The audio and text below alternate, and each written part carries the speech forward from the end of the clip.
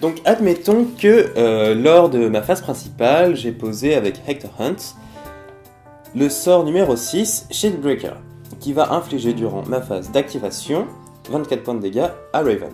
Elle va devoir maintenant bloquer 24 points de dégâts. Elle va bloquer automatiquement des dégâts à hauteur de son niveau, plus la valeur de la carte la plus puissante située sur sa zone de cast. Donc elle bloque naturellement 9 points de dégâts. Il lui reste donc 15 à bloquer.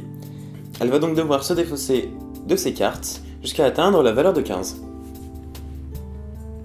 Ces cartes peuvent être défaussées soit de sa main, soit de sa réserve.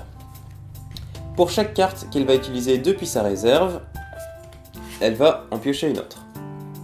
Donc par exemple, elle choisit plutôt que de défausser sa main, un As et un 5 pour un total de 19, car l'As vaut 14 lorsqu'il est défaussé pour de la défense.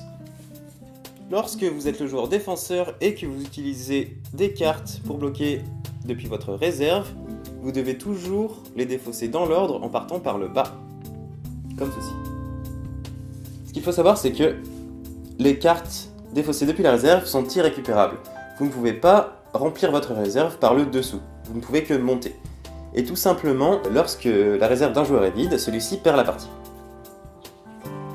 Petite précision, les cartes que vous posez sur votre zone de cast restent sur votre terrain jusqu'au début de votre prochain tour. C'est surtout pour rappeler à votre adversaire que si vous avez lancé des habilités de mouvement, elles sont encore présentes sur votre terrain, ainsi que lors du blocage, c'est pour rappeler que voilà, vous bloquez encore avec la carte la plus puissante que vous avez lancée au tour précédent.